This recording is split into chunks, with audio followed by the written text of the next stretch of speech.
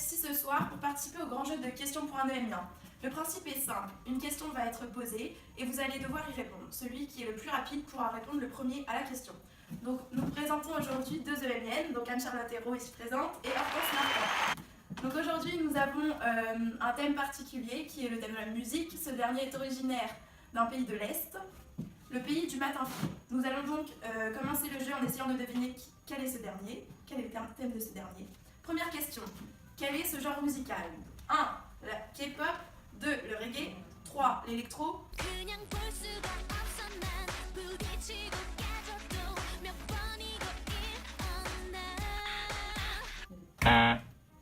La K-pop. Excellente réponse. Effectivement, le thème de cette émission aujourd'hui est la K-pop et le rayonnement coréen. Les questions seront orientées et décomposées en 3 grands axes. Deuxième question, que signifie le K-pop? Hortense. Korean pop. Oui, très bien. En effet, le nom K-pop correspond au diminutif de Korean pop. La musique en soi est une sorte de pop épurée, avec des influences électro, disco, hip-hop, R&B, voire rock. Il trouve ses racines au sein du mouvement de diffusion à l'étranger des biens culturels, le Hallyu, qui signifie vague en coréen. Ce mouvement a contribué à refaçonner en profondeur l'image de ce petit pays au marché domestique étriqué. Colonisé jusqu'en 1945, puis séparé de 2 depuis la guerre de Corée, et coincé entre 2 géants, le Japon et la Chine. C'est il y a une quinzaine d'années, dans le marasme de la crise asiatique, qu'apparaissent les fondements de l'Hallyu avec les dramas qui sont des séries télévisées. Le K-pop représenterait à présent 80% du marché national de la Corée du Sud. Troisième question, parmi les nombres suivants, lequel correspond au nombre de fan clubs existants autour de la K-pop en Europe? Nous avons le nombre 39, 110, 182 et 140. 140. Non. Deuxième chance pour Anne-Charlotte. 110. Oui. En effet, d'après un sondage réalisé par le Korean Culture and Information Service, on dénombre près de 460 000 fans du K-pop en Europe en 2011. Ils sont majoritairement concentrés en France et au Royaume-Uni, où il y a 182 fan clubs dédiés à ce style musical, comptabilisant 3,3 millions de membres. Est-ce que la K-pop est exclusivement composée d'artistes coréens? Non. Non. N'est-ce pas, Vicky? L'univers de la K-pop est ouvert à tout le monde, non? Dire que c'est ouvert à tout le monde reste assez restreint. Mais oui, les étrangers peuvent se lancer dans un tube K-pop. Même si cela reste en général voulu par les Coréens dans un but précis. Des albums spéciaux et des chansons exclusives sont également enregistrés dans des langues locales des pays visés. Comme avec le girls band Wonder Girl, avec leur chanson Like Money. Question suivante. La K-pop est en train de devenir le nouvel outil de soft power de la Corée du Sud. Le succès de l'industrie du divertissement est en train de modifier la manière dont la Corée du Sud est perçue à l'étranger. Qu'est-ce que cela favorise? 1. Le tourisme culturel. 2. Informatique. 3. Les chorégraphies. Ou 4. Les exportations.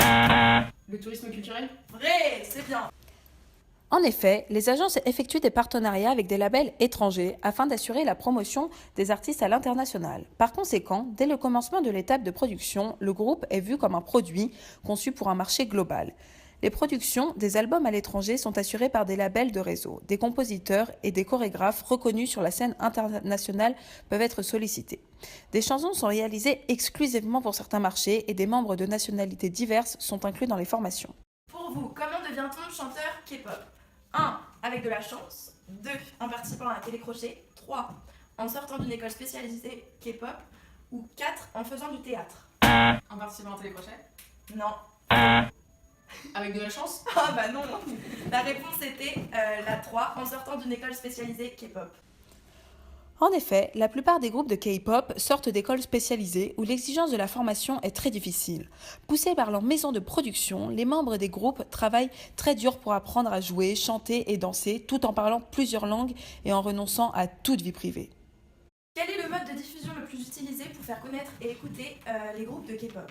1. La radio. 2. La télévision. 3. Les CD. Ou 4. Internet via les réseaux sociaux. Internet via les réseaux sociaux. Oui, c'est vrai. La Corée du Sud est l'un des pays les plus connectés au monde. Aujourd'hui, les services numériques représentent 80% des revenus de l'industrie musicale du pays, soit le pourcentage le plus élevé au monde. Ces dernières années, les médias digitaux se sont particulièrement développés, tout comme l'utilisation des réseaux sociaux. Les labels ont alors commencé à se reposer sur Internet pour assurer au groupe une exposition mondiale.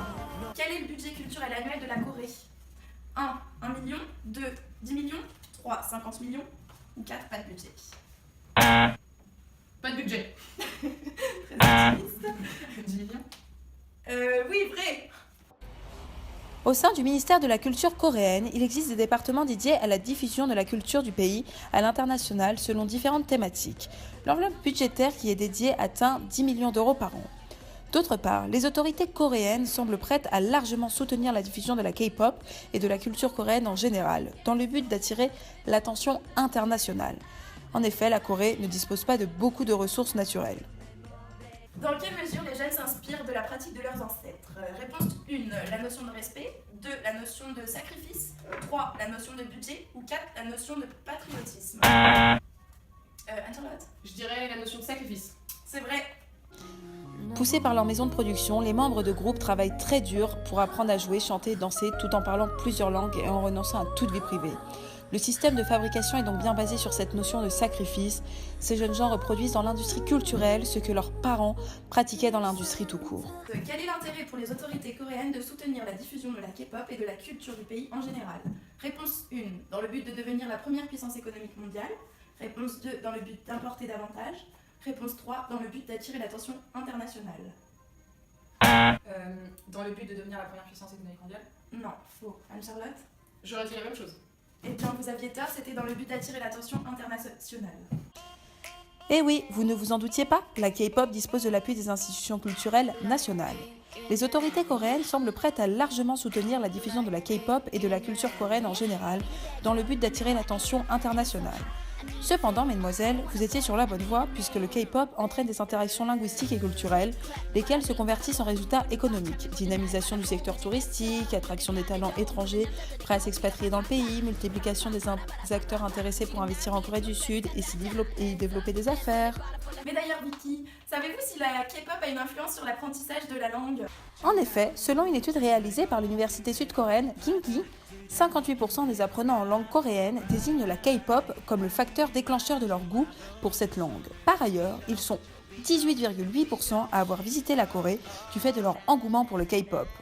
Enfin, 11,6% se sont intéressés à la culture coréenne grâce à la K-pop.